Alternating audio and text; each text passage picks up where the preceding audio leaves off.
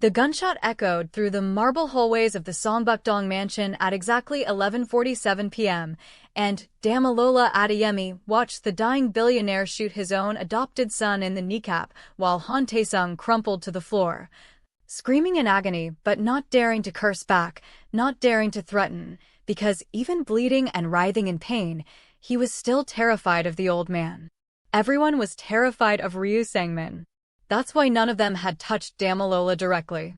That's why they plotted in shadows and whispers, hiring others to do their violence, because the old man, even dying, even trembling from cancer, was still the most dangerous person in Seoul, and everyone in that house knew it.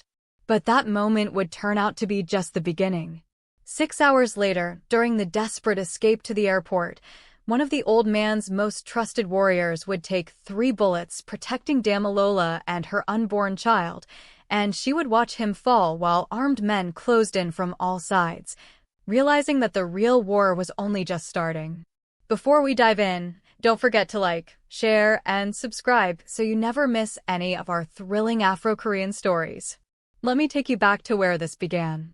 3 months earlier. The day Damilola Adeyemi received her deportation notice and 72 hours later found herself agreeing to carry a dying stranger's baby for 500 million won. Damilola stared at the red stamp across her immigration paperwork. Deportation order, 72 hours. 3 days before they would drag her to Incheon Airport and ship her back to Lagos, back to her mother dying of cervical cancer in an overcrowded public hospital, back to the village in Ogun State where everyone still believed she was thriving in Seoul. The truth was far uglier. 2 years of cleaning toilets in Itaewon clubs for 6,000 won an hour. 2 years of serving drinks to businessmen who grabbed at foreign women like they were shopping for fruit. 2 years of lying to her family about a scholarship that had collapsed 3 months after her arrival, leaving her stranded with an expired student visa and debts to loan sharks who'd started making explicit threats about visiting her family in Nigeria. She sat in her gashawon, 8 square meters of crushing failure, when her phone buzzed. Unknown number. Damilola Adeyemi? The voice on the other end was female, surgical in its precision, cold as winter steel. My name is Attorney Youngmin SEO. I represent a client who requires immediate assistance. The position pays 8 million won per month. Room and board included. Are you interested? 8 million won. That was more than 6 months of her current income combined. What kind of position? Damilola asked carefully. Caretaker for an elderly man. Terminal cancer. He needs someone who can start tonight. There was a calculated pause, weighted with meaning. Someone with significant motivation to accept unusual employment terms. The way she said unusual made Damilola's skin crawl with warning bells. How do you know about my situation? My client is extremely thorough in his research. He knows about your expired visa status. He knows about the money you owe to Mr. Park's lending organization. He knows about your mother's stage 3 cervical cancer and the treatment center in Lagos that's threatening to discontinue her chemotherapy due to non-payment. Attorney Jung's voice dropped lower, becoming almost intimate in its menace. He's also the only person in Seoul who can make all of those problems disappear simultaneously. Be at this address in 2 hours. Come alone. Tell no one. The line went dead before Damilola could respond. She stared at her phone, then at the deportation notice, then at the photo of her mother taped to the wall above her narrow bed. Her mother, who had sold her gold jewelry to help pay for Damilola's plane ticket to Korea. Her mother, who thought her daughter was succeeding. What choice did she have? She grabbed her jacket and left the gashawon, not bothering to lock the door behind her. There was nothing inside worth stealing anyway. The address led her to Songbukdong, where Seoul's ultra-wealthy lived behind walls high enough to keep out reality itself. The compound she approached wasn't just a house. It was a fortress disguised as traditional Korean architecture. High stone walls topped with discreet but sophisticated security systems. Cameras at every conceivable angle. Guards in black suits positioned at the gates like human chess pieces protecting a king. Attorney Young met her at the entrance. Late 40s, wearing a suit that probably cost more than Damilola's entire life savings, with eyes that assessed and calculated human worth in milliseconds. Before you enter, you need to understand exactly who you'll be working for, Young said, dispensing with any pretense of pleasantries. She started walking toward the main building, clearly expecting Damilola to follow. My client is Ryu Sang-min, Dongha Pharmaceuticals. 67,000 employees across 48 countries. Personal net worth estimated at 1.6 trillion won. Damilola did the mental conversion. That was over $1 billion. He's also dying, Young continued as they walked through corridors lined with art that belonged in museums. Pancreatic cancer, stage 4, metastasized to his liver and lymph nodes. The doctors have given him 3 months maximum, probably less. He has 2 biological daughters, 1 adopted son, and 2 sons-in-law. All 5 of them are waiting for him to take his last breath so they can tear his empire apart fighting over the pieces. They stopped in front of an ornate wooden door carved with traditional Korean patterns. Young turned to face Damilola directly, her expression grave. Your job seems simple in theory. Take care of him. Help him with daily activities. Manage his medications. Keep him comfortable as he dies. But there's a more important requirement, and you need to understand this clearly. Her eyes went hard as diamonds. You must be completely invisible to his family. They cannot know you matter. They cannot know you're anything more than hired help. Because they're all terrified of him, you see. Even dying, even weak, he's still the most dangerous man they've ever known. They won't touch you directly while he's alive and watching. But the moment you become visible as important, the moment he's not there to protect you, they'll find ways around him. Around him how? Accidents. Hired people. Methods that don't lead directly back to them. Young's face could have been carved from stone. Mr. Ryu can make your problems disappear, Miss Adeyemi. Or he can make you disappear. I suggest you remember that distinction. She opened the door. The man sitting in the wheelchair by the floor-to-ceiling windows didn't look like a billionaire pharmaceutical king who'd built an empire through brilliance and ruthlessness. He looked like a skeleton wrapped in expensive silk pajamas, staring out at gardens he would never walk through again. His skin had the gray pallor of approaching death. His hands trembled constantly even when resting on the wheelchair arms. But when he turned to face Damilola, his eyes were still sharp, still calculating, still containing the fierce intelligence and ruthlessness that had built an empire from nothing. You're Nigerian, he said. Not a question. A statement of verified fact. His English was flawless, with barely a trace of Korean accent. Yoruba? Yes, sir. My late wife studied African cultures extensively. She was particularly fascinated by the Yoruba system of governance and succession. How leadership could be determined by capability and wisdom rather than simply by the accident of birth order. He gestured weakly to a chair positioned beside him. In Korea, we're considerably less enlightened. Here, everything is blood. Lineage. Family name. Even when your blood is pure poison, it's still considered family, and family is everything. Damilola sat carefully, not entirely sure what to say to that. I have 2 biological daughters, Ryu Sang-min began, his voice barely above a whisper, each word clearly costing him effort. Ryu Ji-hai is 44 years old. She runs our marketing division and has been systematically embezzling company funds for the past 6 years, moving money into offshore accounts through an elaborate network of shell corporations. She thinks I don't notice because I'm sick and distracted. I notice everything. He coughed, and blood flecked his lips. He wiped it away with a handkerchief that was already stained with previous episodes. She's married to Kim Junho, a corporate attorney who specializes in hostile takeovers and asset stripping. Together, they've been quietly acquiring shares in our competitors, positioning themselves for a post-mortem merger that would make them extraordinarily wealthy while destroying everything I spent 40 years building. And your other daughter, sir? Ryu Minji, 40 years old. Runs our research and development division on paper. In reality, she spends her time planning how to liquidate company assets the moment I'm dead, converting everything to cash she can control. She's married to Lee Byung-woo, a venture capitalist with extensive connections to several of our biggest competitors. They've been preparing a leveraged buyout for months, waiting for me to die so they can execute it. His hands trembled violently as he reached for a glass of water on the side table. Damilola instinctively moved to help, holding the glass steady while he sipped with obvious difficulty.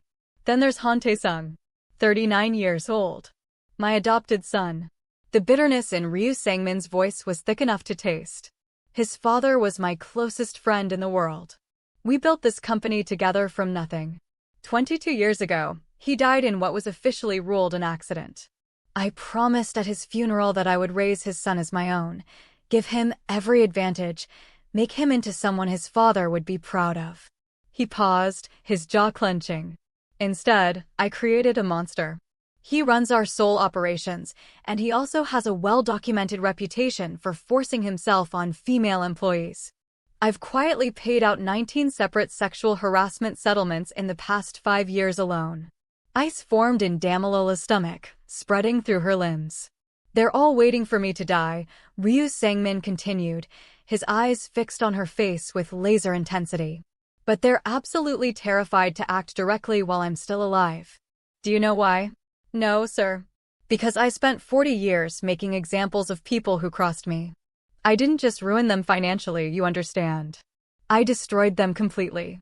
Their families. Their reputations. Their futures. Everything. His eyes were cold as winter. They remember the stories. They've seen what I'm capable of when someone betrays me or threatens what's mine. Even now, even dying, even this week, they're still terrified of me. That's why they plot in shadows and whispers instead of acting directly. That's why they'll hire others to do their violence rather than risk facing me themselves. He pulled out a thick folder from beside his wheelchair, sliding it across to her with shaking hands. I need you to carry my child. The words hung in the air like a gunshot in a cathedral. Damilola's heart stopped, then started racing so fast she thought it might explode. You're insane, she whispered. I'm dying. There's a significant difference. His eyes never wavered from hers, never blinked, never showed any doubt. I've had my people watching you for 2 months, Damilola. I know everything about you. Top percentile scores on your university entrance examinations. Working 3 separate illegal jobs simultaneously to support your family back home. You sold your grandmother's land to pay for your mother's first surgery. You're desperate, you're brilliant, and you're fiercely loyal to the people you love. That's exactly what I need. She opened the folder with trembling fingers. Medical consent forms. Legal documents dense with technical language. Financial agreements with numbers that made her vision swim. 500 million won total. 50 million deposited immediately into an account in your name. Another 450 million when the child is born and verified through DNA testing. He tapped the contract with one trembling finger. That's roughly 400,000 US dollars, Damilola. Enough to save your mother's life. Clear all your debts. Pay for your siblings' education. Set up your entire extended family for life. Buy your mother a proper house with running water and reliable electricity. Your family will kill me, Damilola said, her voice barely functioning. Not while I'm alive. They're too scared of me to act directly. And after I'm gone, you'll be far away in another country where they can't reach you easily. He pulled out another document. IVF procedure at a private clinic here in Seoul. You'll accompany me as my medical assistant during my cancer treatments. The procedure will happen there, clean and professional and documented as experimental fertility preservation therapy related to my cancer treatment. No one will question it. And when I'm pregnant? I'll send you to London. Complete safety. Round-the-clock security. Everything you need. The best prenatal care money can buy. He showed her yet another document, this one even more complex. I've already established a trust fund structured across multiple international jurisdictions. When my child turns 25, they'll inherit 60% of Dongha Pharmaceuticals. Controlling interest. Absolute power. The will is constructed to be legally unbreakable. They'll contest it in court. Let them try. I have the finest legal minds in Asia working on this, and we've been preparing for 4 months. The DNA evidence will be absolutely irrefutable. The documentation will be perfect. The trust structure is designed to withstand every possible legal challenge. He slumped back in his wheelchair, clearly exhausted from the lengthy explanation. You have 24 hours to make your decision. After that, the offer disappears and you're on that deportation flight back to Lagos. Damilola stared at the impossible numbers swimming before her eyes. She thought about her mother's voice getting progressively weaker on every phone call. Her younger brother who'd been forced to drop out of university because the fees couldn't be paid. Her sister who was brilliant but had no prospects. The loan sharks who'd explicitly threatened to visit her family in Lagos and do things she didn't want to imagine. The red deportation stamp that meant she had 72 hours left. If I agree to do this, she said slowly, forcing her voice to stay steady, everything must be in writing. Multiple copies held by different lawyers in different countries. Complete documentation. And I need that first 50 million won deposited into my account and confirmed before any medical procedure happens. I won't take your word for it. Ryu Sang-min smiled genuinely for the first time since she'd entered the room. Now I know with absolute certainty that I chose correctly. The first 3 weeks were an intensive education in survival. Damilola moved into a small but comfortable room in the servant quarters, learning how to care for a man who was dying by inches and hours. Ryu Sang-min deteriorated visibly day by day. Some mornings he could barely lift his head from the pillow. Sometimes he would stare at nothing for hours, lost in morphine fog and old memories that played behind his eyes like films only he could see. But through it all, he remained sharp when it mattered. Strategic. Calculating. Han Tae-sung increased my morphine dosage again last night.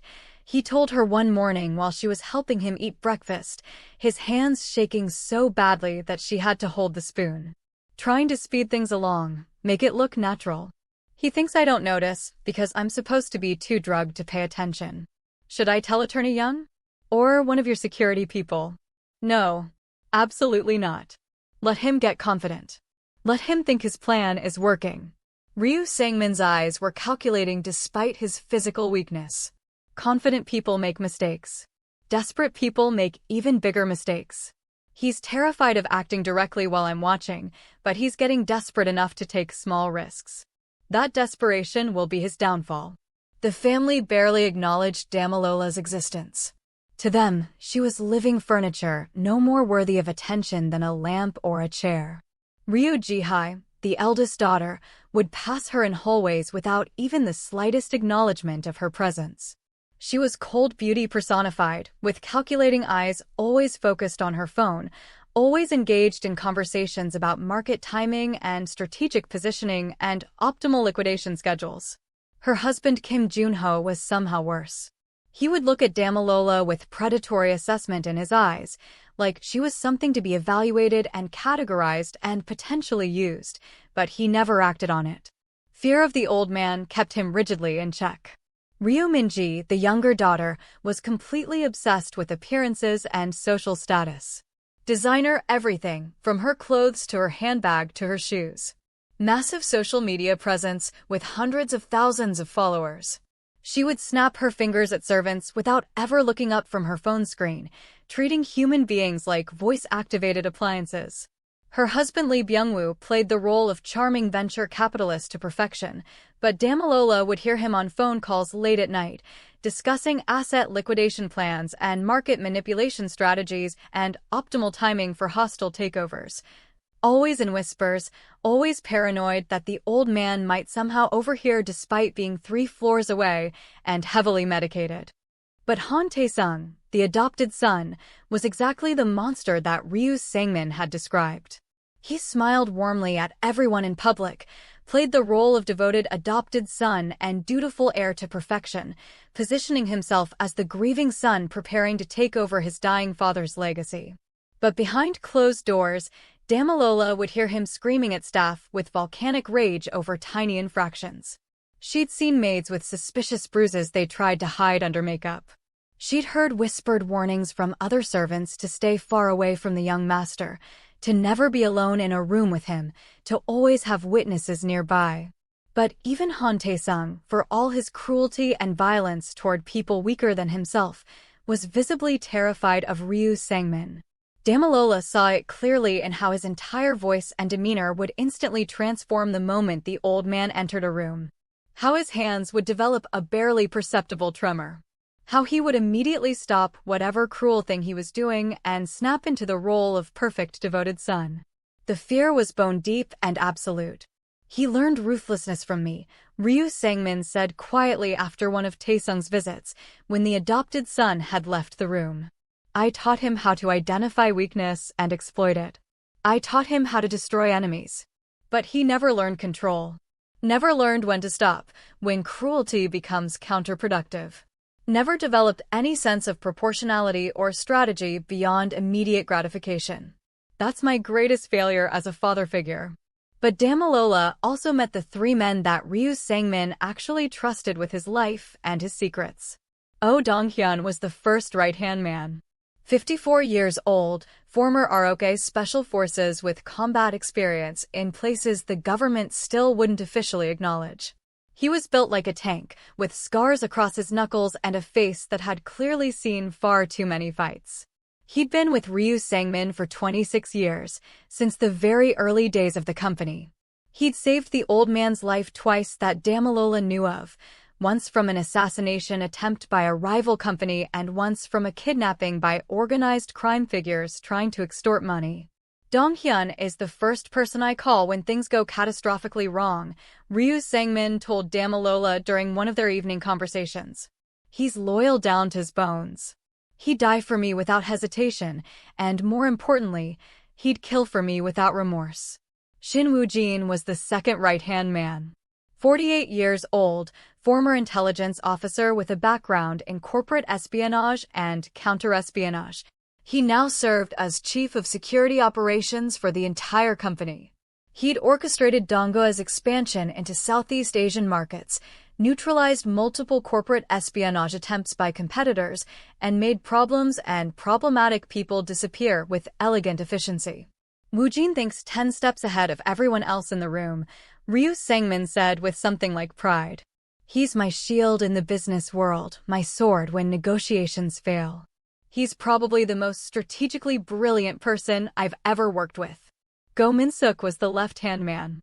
51 years old, former prosecutor who'd left the justice system after becoming disillusioned with its corruption and inefficiency. He now worked as corporate investigator and enforcer, rooting out internal corruption, exposing embezzlement schemes, and gathering devastating evidence on enemies and competitors. "Min-suk knows where all the bodies are buried," Ryu Sang-min said with dark humor. "Literally in some cases, figuratively in most. If there's a secret to be found, he'll find it. If there's evidence to be gathered, he'll gather it. He's relentless and absolutely thorough." All three men were professionally polite with Damilola but maintained careful distance. They clearly knew she was significantly more than just an ordinary caretaker, but they respected her privacy and didn't ask intrusive questions. The IVF procedure happened on a cold Tuesday morning at a discreet private clinic hidden on the 8th floor of an unremarkable medical building in Gangnam. "We'll use my frozen sperm samples from 2 years ago," Ryu Sang-min explained in the private consultation room. "These were collected before the cancer treatment destroyed everything. The success rate for IVF is roughly 40% per cycle. We'll transfer 3 embryos to significantly increase the odds of successful implantation." The doctor, a woman in her 50s with kind eyes but absolute professional discretion, looked directly at Damilola. "You understand that you're consenting to this procedure completely freely? There's no coercion, no pressure, no threats." Damilola thought about the 50 million won that had been deposited into her new bank account just that morning, verified through 3 separate banking channels. She thought about her mother's surgery that had been scheduled for next week at the best private hospital in Lagos, fully paid in advance. She thought about the loan sharks who had mysteriously received full payment of her debt and who would never contact her or her family again. "Yes," she said clearly. "I consent completely and freely." The procedure itself was clinical, cold, utterly impersonal. Nothing like the life-altering moment it actually represented. They transferred 3 embryos into her uterus using a thin catheter. Damilola lay on the medical examination table staring at acoustic ceiling tiles, wondering what exactly her life was becoming, what irreversible path she had just committed herself to. Ryu Sang-min waited in the adjacent room. When she emerged after the brief recovery period, his eyes held something that might have been hope if he still remembered how to feel such an emotion after years of calculated ruthlessness. "Whatever happens from this point forward," he said quietly, his trembling hand briefly touching hers, "thank you for giving me one last chance at creating something good before I die." 3 weeks and 2 days later, Damilola woke up at 5 in the morning and vomited violently until she could taste blood in the back of her throat. She bought a pregnancy test from a pharmacy in Itaewon, deliberately choosing a location far from anywhere she might be recognized by anyone connected to the Ryu household. She locked herself in a grimy public bathroom, her hands shaking so badly she nearly dropped the test twice. 2 lines appeared on the test strip. Dark, unmistakable, absolutely definitive. She was pregnant with the heir to a trillion-won pharmaceutical empire. She called Ryu Sang-min on the burner phone he'd given her specifically for urgent private communications. "It worked," she whispered, barely able to force the words out. Silence on the other end of the line. Then, so quietly she almost couldn't hear it, "Thank you. Thank you for this gift." They kept the pregnancy secret for exactly 6 weeks and 3 days. On the morning of week 7, Ryu Sang-min made the decision to call a full family meeting. Everyone gathered in the main living room at 8 p.m. sharp. The 2 daughters arrived first, Ji-hye wearing a designer power suit that probably cost more than a used car, Min-ji in an outfit that looked like it belonged on a fashion runway. Their husbands followed close behind, Kim Jun-ho constantly checking his phone for market updates, Lee Byung-woo wearing his practiced venture capitalist smile like a mask. Han Tae-sung arrived precisely on time, playing his role as the devoted adopted son with practiced perfection, concern and filial duty etched convincingly across his features. The 3 trusted men positioned themselves at strategic locations around the room. Oh Dong-hyun stood near the main entrance like a human wall. Shin Woo-jin positioned himself near the floor-to-ceiling windows with clear sight lines to everyone. Go Min-suk took up position by the secondary door. All 3 were alert, watchful, and Damilola noticed the subtle bulges under their jackets that indicated concealed weapons. Ryu Sang-min sat in his wheelchair at the head of the room, looking even frilier than usual, but with absolute steel in his eyes that reminded everyone exactly who he was and what he was capable of. Damilola stood behind his wheelchair, her heart pounding so hard she was sure everyone could hear it, her hand unconsciously moving to rest protectively on her still flat stomach. "I've called you all here tonight because I have an important announcement to make," Ryu Sang-min said, his voice weak but carrying clearly through the large room. "Damilola is pregnant. The child she's carrying is mine. My biological heir." The silence that followed was absolute. Complete. So profound it felt like all sound had been sucked out of the universe.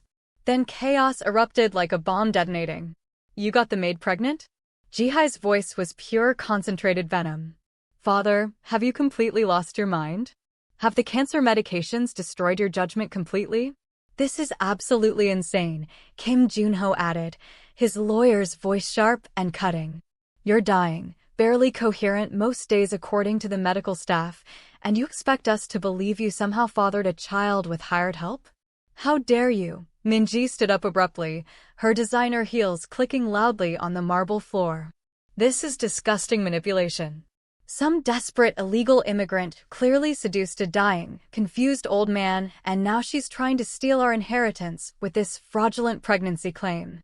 The child will inherit 60% of Dongha Pharmaceuticals," Ryu Sang-min announced with complete calm, as if he were discussing the weather rather than detonating a bomb in his family. "Controlling interest. The will has already been properly executed and filed. The trust has been established across multiple international jurisdictions. The remaining 40% will be divided equally among the 4 of you." "Absolutely not," Lee Byung-woo said, his charming mask slipping completely to reveal the calculating predator underneath. "No court in Korea will honor this obvious fraud. We'll have you declared mentally incompetent. This will is completely invalid." I invite you to try, Ryu Sang-min said with quiet menace. I've had the finest legal minds in Asia working on this documentation for 4 months. The will is structured meticulously across 4 separate international jurisdictions. Every single medical examination I've undergone has been thoroughly documented by independent physicians. Every decision has been recorded and witnessed. I am dying, yes, but I am absolutely not insane, and every piece of evidence supports that conclusion. Han Tae-sung had been completely silent through this entire exchange, but now he spoke. His voice was soft, controlled, but there was something dangerous underneath it, something barely restrained. You're giving controlling interest of our family company to some random African woman's bastard child? He stood slowly, carefully, his movements controlled. 22 years I've been your son. 22 years I've dedicated my life to this company. And you're throwing everything away on her. You were never truly my son, Ryu Sang-min said, and the words cut through the room like a surgical blade. You were my closest friend's child. I raised you out of obligation and guilt over his death. But you became something I never intended, something I'm genuinely ashamed of creating.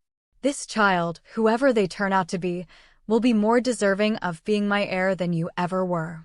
Taesung's face went red with rage, his hands clenching into tight fists at his sides. But he didn't move forward, didn't raise his voice, didn't make any threatening gestures. The fear of the old man was too deeply ingrained, too absolute, too bone-deep to overcome even in his fury. Instead, he turned his rage toward the safer target. That whore obviously seduced you. Manipulated a sick, confused old man when he was most vulnerable. Watch your mouth very carefully. Oh Dong-hyun's voice came from the doorway, low and absolutely threatening. Or what? You'll protect the African slut? All 3 of you. Taesung looked at the trusted men with barely controlled fury. You're choosing her over this family? We're choosing Mr. Ryu's clearly expressed decision, Shin Woo-jin said with complete calm. As we always have. As we always will. This is completely insane, Ji-hai said, her voice rising. Father, please, think rationally about what you're doing. This woman has obviously manipulated you somehow. We can fix this situation quietly before it becomes public. Pay her off generously. Make her disappear back to wherever she came from. No one outside this room needs to know this embarrassing situation ever happened. The entire board of directors has already been informed, Ryu Sang-min said. The will has been officially filed with the appropriate legal authorities. The trust is fully active and funded. This is completely done. You can choose to accept it gracefully, or you can waste enormous amounts of money contesting it in court where you will inevitably lose. But either way, this child will inherit exactly what's rightfully theirs. You've just declared open war on your own family, Kim Junho said coldly. No, Ryu Sang-min's eyes were like ice. I've protected my legacy from a family that only sees it as money to fight over like dogs over scraps. Get out. All of you. This meeting is over immediately. They left one by one, each person radiating barely controlled fury. But Han Tae-sung lingered at the doorway longer than the others, staring at Damilola with absolutely pure hatred mixed with something else. Not just anger at her, but profound terror of the old man who was still watching, still protecting her, still capable of destroying anyone who touched what was his. After they had all finally left, Oh Dong-hyun approached Ryu Sang-min directly. Sir, with your permission, I should increase security protocols around Miss Adeyemi immediately. Multiple layers. Do it. Round-the-clock protection. She doesn't leave this compound without armed escort. She doesn't eat anything that hasn't been tested. She doesn't interact with anyone we haven't vetted. Ryu Sang-min looked utterly exhausted from the confrontation. Watch Han Tae-sung especially carefully. He's the most dangerous when he feels humiliated. But he won't act directly while I'm still breathing. None of them will. They're too terrified of the consequences. That's the only advantage we have. Damilola helped Ryu Sang-min back to his private rooms after the meeting, her own hands shaking from adrenaline. They're going to try to kill me, she said quietly once they were alone. Yes, absolutely they will try, he agreed without hesitation. But not directly, not while I'm alive and watching. They'll hire others. Create accidents. Find indirect methods that can't be traced back to them. That's why we need to accelerate the extraction plan significantly. Originally, I was planning to wait until your second trimester when the pregnancy is more stable. But we can't afford to wait that long now. 1 more week maximum. Then Donghyun and Woojin will get you out of Korea completely. What about you? He smiled sadly, the expression making him look ancient. I'll be fine. I'm dying anyway. What more can they possibly do to me than the cancer is already doing? The assault came exactly 3 nights later, just as Ryu Sang-min had predicted. Damilola was in the kitchen at 11:30 p.m., carefully preparing the specialized herbal tea that helped with Ryu Sang-min's night medication routine. The enormous house was quiet at this hour. Most of the regular staff had gone home for the evening. The security detail was making their scheduled rounds. She didn't hear Han Tae-sung enter the kitchen until he spoke, his voice making her jump. So you're the one who's stealing my inheritance. She spun around, her heart immediately racing. He stood in the doorway, effectively blocking her only exit route. He'd clearly been drinking heavily. She could smell the strong scent of soju emanating from him in waves. Mr. Han, I really should get back to your father with his medication. My father. He laughed, but there was no humor in it, only bitterness and rage. He's not my father. He made that absolutely clear in front of everyone. 22 years and I was never his son. Just an obligation. Just a burden he tolerated. His eyes were unfocused from alcohol, but the rage in them was sharp and focused. But you. Some random African nobody who shows up out of nowhere. Suddenly you're carrying his precious heir. Damilola backed away slowly, her hand instinctively moving to protect her stomach. Please stay away from me. Or what? He took a step closer, and she could see his hands trembling, though whether from rage or alcohol or fear she couldn't tell. You'll tell the old man? He's dying.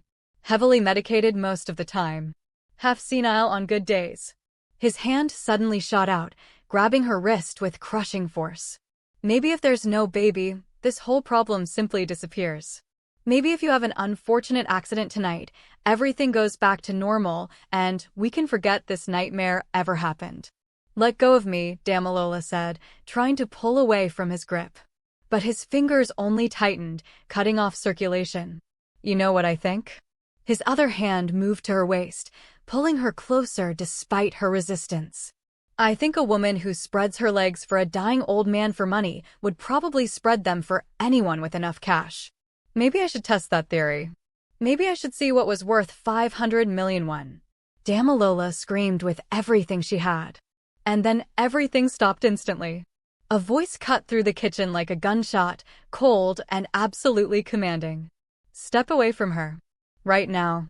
Ryu Sang-min stood in the doorway, leaning heavily on his cane with obvious effort, but in his other trembling hand was a pistol. An old military-issue handgun that looked well-maintained and clearly functional despite its age. Han Tae-sung froze completely, his hands still on Damilola, but his entire body going rigid with instant terror. Despite the alcohol, despite his rage, the fear was immediate and visceral and overwhelming. Father, I was just, he started, his voice suddenly small, suddenly that of a frightened child rather than a threatening adult. You were assaulting a pregnant woman. My pregnant woman. Ryu Sang-min's hand trembled from the cancer and weakness, but the gun remained steadily pointed at his adopted son. You really are completely irredeemable. I tried for 22 years to save you. Tried to make you into something better than your base instincts. But you're nothing more than a predator who only understands violence. Tae-sung immediately released Damilola, stepping back with his hands raised in a placating gesture. Father, please, I wasn't actually going to hurt her. I was just trying to scare her, just trying to. You're not my son. You never were. Ryu Sang-min's voice was cold as winter death. You were my best friend's child. I failed him completely by not making you better. But I absolutely will not fail this child. Father, please don't. Tae-sung's voice was pure panic now, all his earlier bravado completely evaporated in the face of the old man's fury. The gunshot was deafening in the enclosed kitchen space. Han Tae-sung screamed in absolute agony, collapsing to the expensive Italian tile floor, blood immediately spreading in a dark pool from his shattered right kneecap. He writhed and clutched at his destroyed leg, but even through the pain and shock, he didn't curse back, didn't threaten, didn't say a single word against the old man. The terror was too absolute, too bone-deep. He just screamed and bled and trembled. "Donghyun!" Ryu Sang-min shouted, his voice stronger than it had been in weeks. Donghyun appeared within seconds, weapon already drawn, instantly assessing the entire scene with practiced military efficiency. "Get him medical attention so he doesn't bleed out on my floor. Then get him completely out of my house. Forever." Ryu Sang-min stared down at the man he'd raised for 22 years with nothing but cold contempt. "You're officially disowned. Completely removed from the will. You'll receive exactly nothing. Not a single one. If you ever come within 1,000 meters of Damilola or my child again, I won't aim for your knee next time." More people were arriving rapidly now. Shin Woo-jin appeared from another entrance. Go Min-suk came running from upstairs. Security guards materialized from their posts. Attorney Young Min Seo was somehow already on her phone coordinating emergency responses despite being nowhere near the house when it happened. "We need to move the extraction plan to tonight," Ryu Sang-min said, addressing his 3 trusted men. "Immediately. Right now. They'll all come for her now, all 5 of them. The daughters will know their brother tried something. They'll panic, move faster than planned, hire professionals before I can stop them." He looked directly at Donghyun and Shin Woo-jin. "You two take her to the airfield immediately. The plane is fueled and ready, crew on standby. Min-suk, you stay here and manage this situation. Make sure the authorities understand this was legitimate defense of a household member. Make sure this doesn't become a legal problem." "Sir," Donghyun said respectfully, "with all due respect, we should take all 3 of us for maximum protection capability." "No," Ryu Sang-min was firm. "I need Min-suk here to handle the legal and political fallout. To protect everything we've built from being seized or frozen. To make sure the company survives this chaos." His eyes were fierce despite his dying body. "2 of you is more than enough. You've both fought actual wars. You can handle 5 spoiled rich people and whatever hard muscle they throw at you." Within 20 minutes, they were moving through the house at speed. Donghyun had Damilola's small bag packed with essentials and important documents. Shin Woo-jin had already mapped 3 completely different routes to the private airfield, all of them avoiding main roads and traffic cameras. They moved quickly through the same service corridors Damilola had walked on her first night in the house, down into the basement level that smelled of old concrete, through a narrow tunnel that must have been built decades ago for exactly this kind of emergency. They emerged in a small, unremarkable house 3 blocks away from the compound. A black SUV with tinted windows sat waiting, engine already running, exhaust visible in the cold night air. Donghyun immediately took the driver's seat. Shin Woo-jin positioned himself in the front passenger seat. Damilola was placed in the back seat with instructions to stay low. As they pulled away from the safe house, Damilola looked back one final time at the compound. Through an upper window that she knew was Ryu Sang-min's bedroom, she could see him sitting in his wheelchair, watching them leave. Despite the distance, she saw him raise one trembling hand in farewell, a gesture both blessing and goodbye. She pressed her hand against the car window in response, tears streaming down her face, knowing she would never see him again. The first 10 minutes of driving were tense but quiet. Donghyun drove at exactly the legal speed limit, doing nothing that would attract police attention or stand out to observers. Shin Woo-jin kept his phone active, monitoring multiple secure communication channels, tracking for potential threats. Then Woo-jin's phone buzzed with an incoming call. He answered in rapid Korean, listened intently for about 30 seconds, his face remaining carefully neutral, but his posture subtly tensing. "Understood," he said tersely, ending the call. He looked at Donghyun. "That was Min-suk. The daughters have mobilized private security teams faster than we anticipated. He's tracking at least 2 vehicles in active pursuit of us. They must have had surveillance teams watching the compound, ready to move the instant something happened." "Distance to the airfield?" Donghyun asked, his voice remaining calm and professional. 23 minutes at current legal speed. Approximately 14 minutes if we completely ignore all traffic laws and regulations. Then we ignore traffic laws starting now. The SUV suddenly accelerated hard, the powerful engine roaring as it threw Damilola back against her seat. Her hand instinctively went to her stomach, protective of the life growing inside her. Headlights appeared in the side mirrors. Two vehicles, moving fast, weaving aggressively through the sparse late-night traffic to close the distance. Contact confirmed visual, Shin Woo-jin said with professional calm, smoothly pulling a weapon from inside his jacket. Multiple hostiles in pursuit vehicles. Rules of engagement, sir? Protect the package at absolutely all costs, Oh Dong-hyun said firmly. Miss Adeyemi, I need you to get down on the floor right now. Immediately. Damilola didn't waste time arguing or asking questions. She immediately slid off the seat onto the floor, making herself as small as possible, protecting her stomach with both arms. The pursuit vehicles accelerated aggressively. One pulled up alongside them on the left, trying to force them off the road through aggressive contact. Oh Dong-hyun yanked the wheel hard right, then immediately back left, sideswiping the pursuit vehicle hard enough to send it careening away. Then gunfire erupted, shattering the night. The rear window exploded into thousands of pieces of safety glass that showered throughout the interior. Damilola screamed involuntarily, covering her head with her arms while trying to protect her stomach. Stay down, Shin Woo-jin shouted over the chaos. He calmly returned fire through the shattered rear window, his shots controlled and precise despite the vehicle's movement. Oh Dong-hyun drove like a man possessed by combat experience, weaving through Seoul's late-night traffic with aggressive precision, taking corners at speeds that made the tires scream in protest. The pursuit vehicles matched their every maneuver with professional skill. More concentrated gunfire. One of their tires exploded with a sound like a bomb. The SUV swerved violently to the right, threatening to flip, but Dong-hyun maintained control through sheer skill and experience, wrestling the heavy vehicle back into a controlled trajectory despite the destroyed tire. Distance, he barked over the chaos. 8 minutes, Woo-jin reported while smoothly reloading his weapon with practiced efficiency. A third vehicle suddenly appeared ahead of them, positioned to create a roadblock, armed men visible through the windshield. Hold on tight, Dong-hyun said with absolute calm. He accelerated directly toward the blocking vehicle rather than trying to avoid it.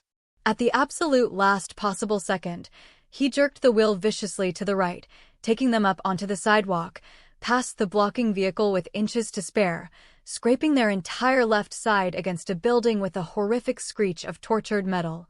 But they were through the blockade and back onto the road. 5 brutal minutes later, they reached the perimeter of the small private airfield. A sleek white jet sat on the runway, engines already spooled up and running, stairs deployed and waiting exactly as planned.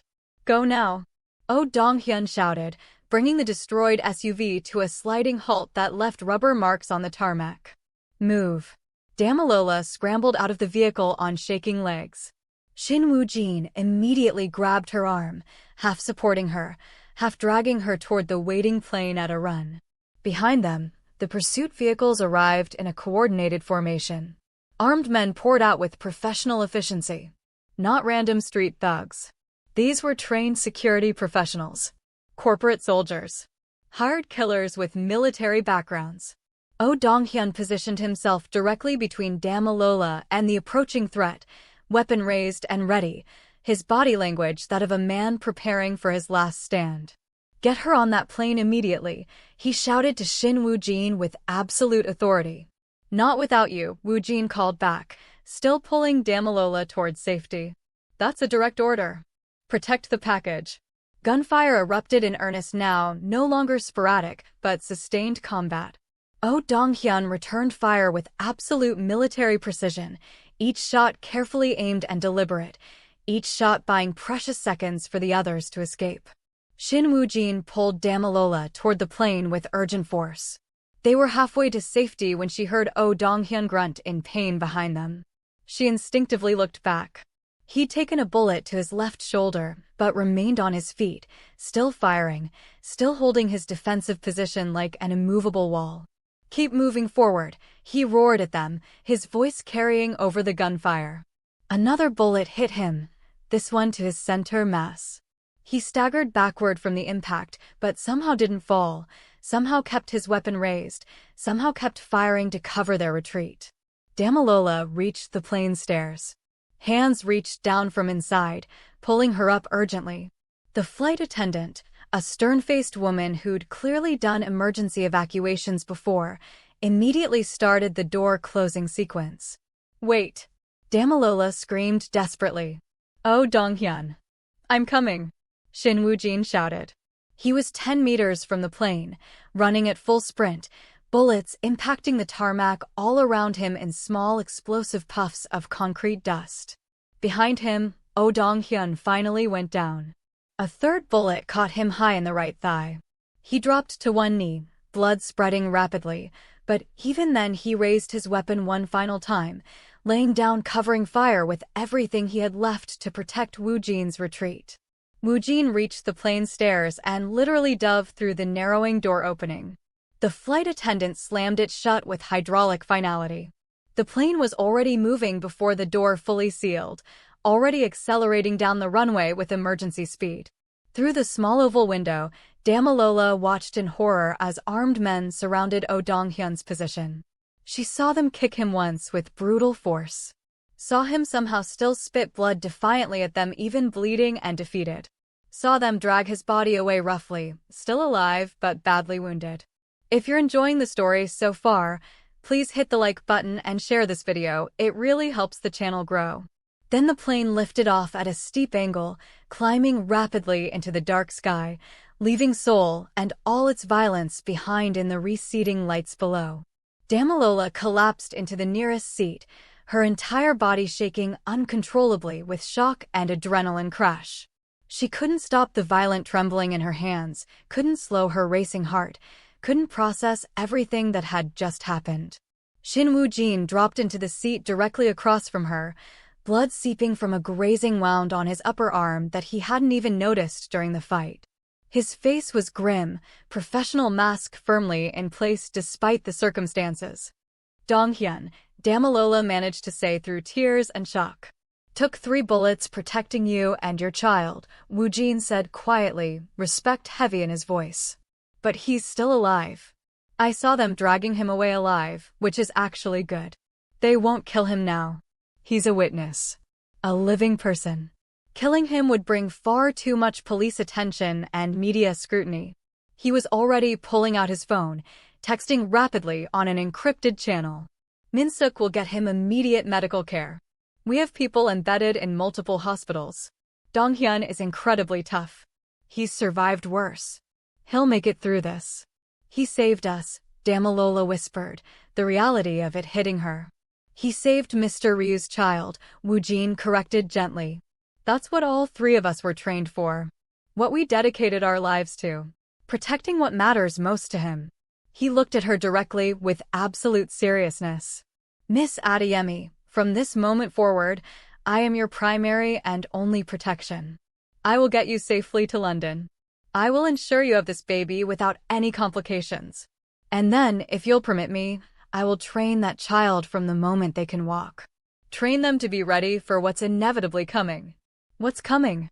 "War," he said with absolute certainty. "In exactly 25 years, your child will return to Seoul to claim what's legally and rightfully theirs. And the people who tried to kill you tonight, who shot Dong-hyun, who are probably planning to kill Mr. Ryu before the cancer does, they will do absolutely everything in their power to prevent your child from succeeding. So we need to make sure your child is completely ready. Ready to fight. Ready to win. Ready to reclaim their father's empire from the vultures." The 13-hour flight to London passed in a strange combination of tension and exhaustion. Shin Woo-jin remained alert and vigilant the entire time, weapon never far from his reach, constantly monitoring encrypted communication channels and secure news feeds. Attorney Young Min Seo met them at a private airfield outside London, her face drawn with exhaustion and stress, but her professionalism never wavering for a moment. "Mr. Ryu has been fully informed of the situation. He's devastated about what happened to Donghyun, but profoundly relieved that you made it out safely. She handed Damilola a thick envelope sealed with red wax. He wanted you to have this immediately upon arrival. Damilola opened it with hands that still trembled from shock and adrenaline. Damilola, if you're reading this letter, then you successfully escaped. Donghyun and Woojin protected you exactly as I knew they would. Donghyun paid a terrible price for that protection. I pray with everything I have left that he survives his wounds. He deserves so much better than what I've put him through, _. The family will come for you again. They absolutely will not stop until either you're permanently silenced or they are. That's why Woojin must stay with you indefinitely. He's far more than just a bodyguard. He's a brilliant strategist, an experienced teacher, a warrior who's fought in conflicts most people don't even know existed. When my child is born, I want you to give them a Korean name. I've thought about this extensively during my sleepless nights. If it's a boy, name him Junesio. It means talented and auspicious.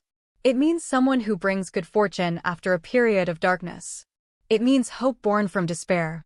Woojin will train them from the earliest possible age. He'll teach them everything they need to know. Business strategy and financial analysis. Self-defense and tactical thinking.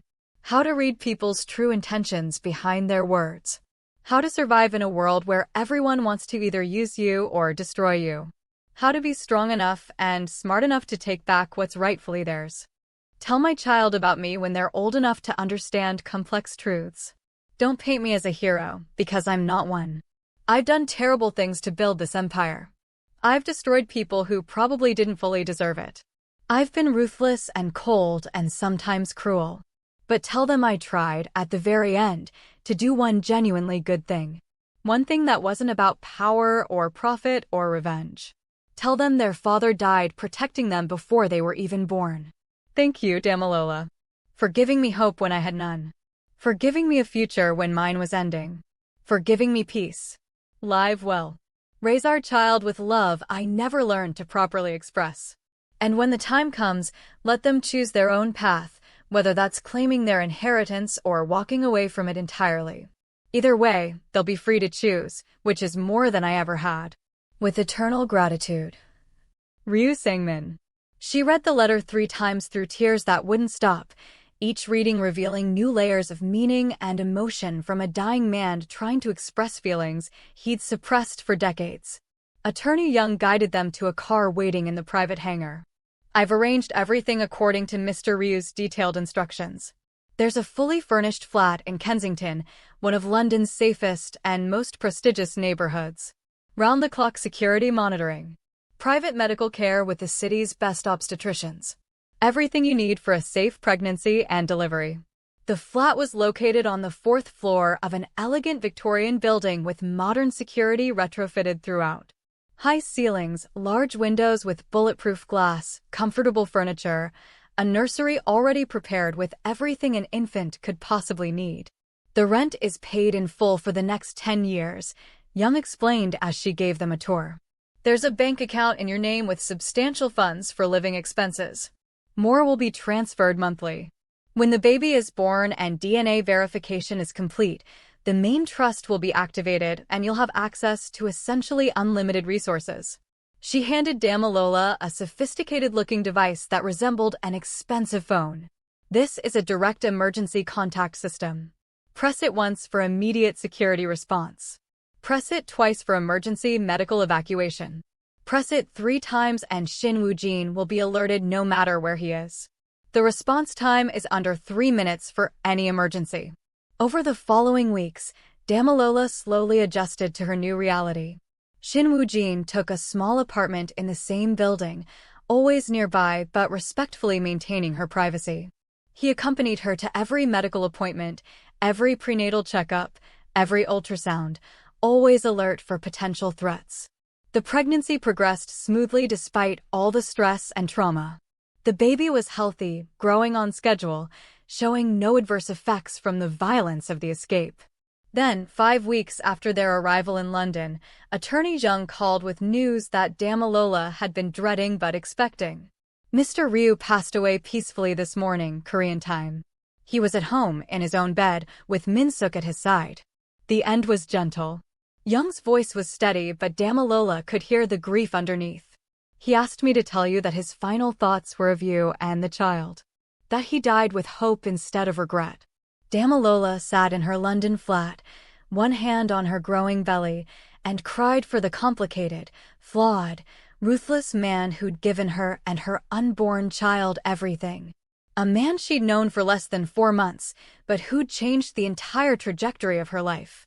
What happens now? She asked when she could speak again. Now the real war begins, Young said grimly. The will is being executed as we speak.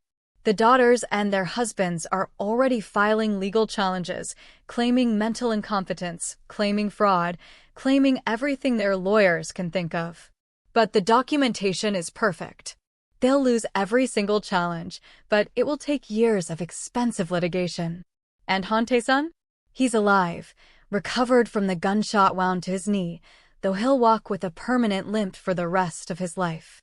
Mr. Ryu's final act before he died was to file formal police reports about the assault attempt, complete with security footage. Tae-sung is currently facing multiple criminal charges. He'll likely spend several years in prison. And Oh Dong-hyun? Recovering in a private hospital under heavy security. He took significant damage, 3 gunshot wounds, substantial blood loss, but he's expected to make a full recovery eventually. He's asking about you constantly, wanting to know if you and the baby are safe. 6 months later, on a cold February morning in London, Damilola went into labor. The contractions started at 2 a.m. By 4 a.m., she was in the private hospital that Attorney Young had arranged. The labor was long, difficult, painful, lasting nearly 20 hours. But at 10:47 p.m., she finally heard the sound she'd been waiting for. Her baby's first cry. Congratulations, the doctor said with a warm smile, carefully placing the tiny, screaming infant on her chest for immediate skin-to-skin contact. You have a healthy baby boy. Damilola looked down at her son through tears of exhaustion, relief, joy, and overwhelming love. He had her dark skin, but his father's distinctive features. Sharp, intelligent eyes that seemed impossibly alert for a newborn. Strong lungs that announced his arrival to the world with authority. What will you name him? The nurse asked gently. Damilola didn't hesitate. She'd known the answer for months, had been carrying the name in her heart since reading Ryu Sang-min's letter. Junesio, she said softly, her voice filled with love and hope. His name is Junesio. Talented and auspicious. Hope after darkness. The DNA test was processed 2 weeks later by 3 independent laboratories in 3 different countries, all of them returning the same irrefutable result. 99.9% probability of paternity. Junesio was legally, genetically, undeniably Ryu Sang-min's biological son. The trust was activated immediately. 60% ownership of Dongha Pharmaceuticals, held in an unbreakable legal structure until Junesio's 20th birthday. The news detonated across Korean business media like a nuclear bomb. Pharmaceutical magnate's secret Heir shocks industry. Foreign woman confirmed bearing billionaire's son. Family war erupts over DNA-verified heir. The 3 daughters and their husbands filed 49 separate lawsuits over the following 2 years. Every single one failed. The DNA evidence was irrefutable. The will was legally perfect. The trust was structured so brilliantly across multiple jurisdictions that breaking it would require changing international law. The Korean courts upheld everything. Junesio's inheritance was confirmed. Legally protected. Absolutely certain.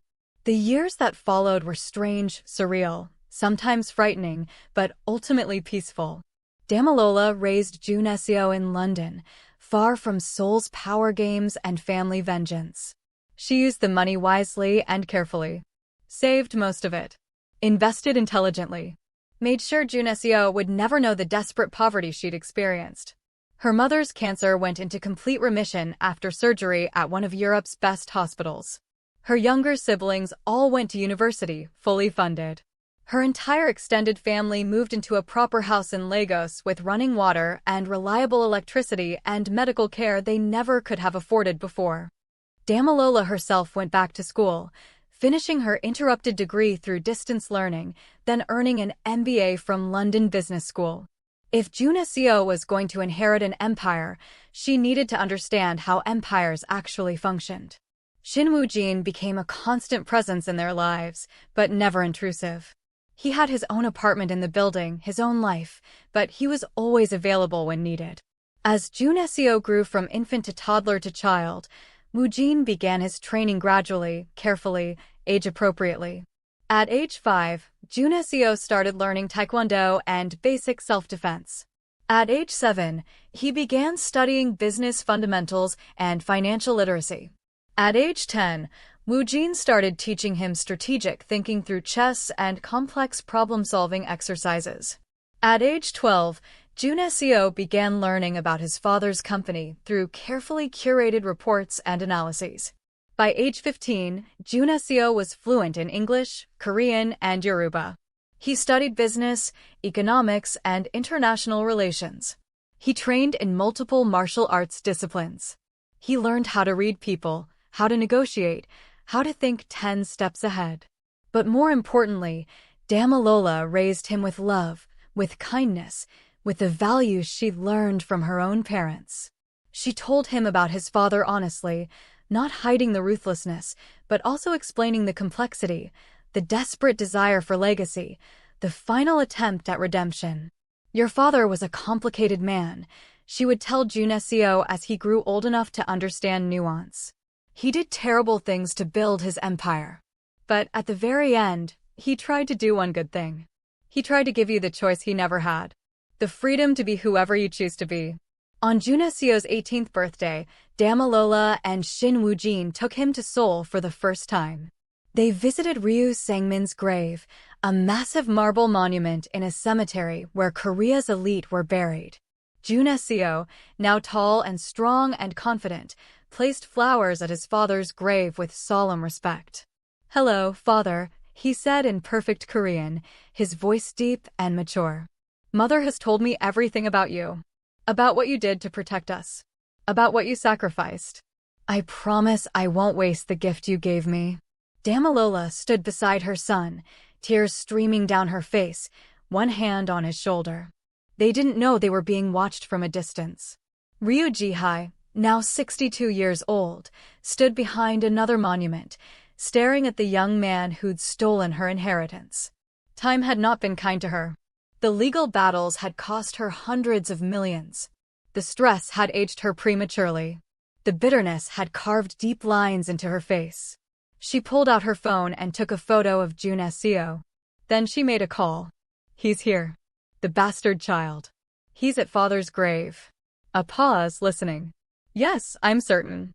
He looks exactly like father did at that age. Minji, we need to meet with Byung-woo and Junho tonight. We need to discuss what happens when he turns 25. She ended the call and watched Juna Seo and Damilola leave the cemetery, her face a mask of cold calculation. The war wasn't over. It had merely been postponed. But it was coming. Soon. 7 years later, on Juna Seo's 20th birthday, the moment everyone had been waiting for finally arrived. The transfer of power was scheduled to take place at Dongha Pharmaceutical's headquarters in Seoul.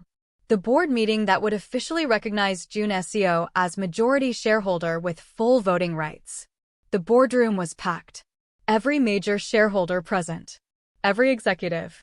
The media camped outside, waiting for the historic moment when a half-Nigerian, British-raised outsider would take control of one of Korea's largest pharmaceutical companies.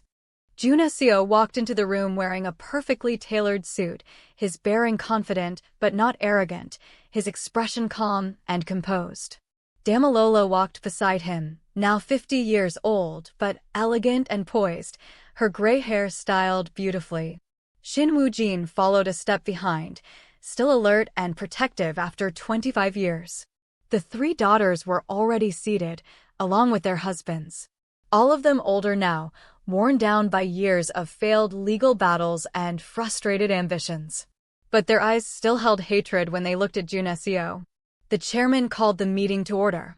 We are here to formally recognize Juneseo Ryu as majority shareholder of Dongha Pharmaceuticals, with full voting rights as stipulated in the will of Ryu Sang-min, executed 25 years ago. Before he could continue, Ryo Ji-hai stood up. Before we proceed, I have something to say. The room went silent.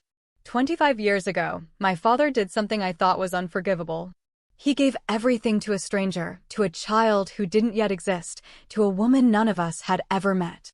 She looked directly at Juneseo. I fought it for years. Wasted millions in legal fees trying to break an unbreakable will. Wasted energy that should have gone into actually building something worthwhile. She took a deep breath. But I was wrong. The shock in the room was palpable. Juneseo, you've earned this. Not just because of father's will, but because of who you've become. You've proven yourself a dozen times over in the past 7 years since you joined the board as an observer. You have your father's intelligence and strategic mind, but you also have something he never had. Genuine empathy. The ability to see employees as people rather than resources. She sat down slowly. You have my support. Genuinely. Ryo Min-ji stood next, her voice quieter but equally sincere. Mine too. Father knew what he was doing. He knew we would have destroyed this company fighting over it. But you've been the bridge that held it together. You're ready for this. More ready than any of us were at 25. Even their husbands, Kim Jun-ho and Lee Byung-woo, nodded their agreement, clearly having accepted reality after 25 years. Juneseo's eyes showed surprise, then genuine emotion. Thank you. I know this hasn't been easy for any of you. You're right that I'm an outsider. I didn't grow up in Seoul. I didn't grow up in this family. But my father trusted me with his legacy, and I intend to honor that trust by building something he would be proud of. He pulled out a document. This is my plan for the next 5 years. Expansion into underserved African markets where our medications can save millions of lives. Sustainability initiatives across all operations. Employee profit-sharing programs. Partnerships with universities for research into neglected tropical diseases. I want your input on all of it. Because father didn't leave this company to me alone. He left it to all of us. And together, we're going to transform it into something that actually makes the world better. The vote was called. It was unanimous. Juneseo Ryu became the controlling shareholder and CEO of Dongha Pharmaceuticals. That evening, after all the meetings and press conferences and celebrations, Damilola and Juneseo stood on the balcony of their Seoul hotel, looking out at the glittering skyline. How do you feel? Damilola asked her son. Terrified. Excited. Grateful. He turned to her. Mom, none of this would have happened without you. You raised me. You protected me. You taught me everything that actually matters. The business skills and strategy, those came later. But the values, the empathy, the understanding that power should be used to help people rather than dominate them, that all came from you. Damilola hugged her son, this brilliant, kind, powerful man who'd grown from a desperate bargain into something extraordinary. What would you do differently? Juneseo asked. If you could go back to that night father first made you the offer, would you still say yes? She thought about it carefully. About the fear and the danger and the violence. About the years of running and hiding and looking over her shoulder. About Oh Dong-hyun bleeding on a tarmac. About the constant stress and threat of people who wanted them dead. But then she thought about Juneseo. About the man he'd become. About the empire he was going to transform. About the good he was going to do in the world. About the millions of lives that would be saved by medications he would help develop and distribute. Yes, she said without hesitation. I'd say yes 1,000 times over. 25 years after a dying Korean billionaire had made an impossible offer to a desperate Nigerian woman, his son stood on a Seoul balcony, preparing to change the world. The heir they never saw coming had finally come home. And this was only the beginning. Thank you so much for watching. If you liked this video, please remember to like, share, and subscribe for more interesting stories.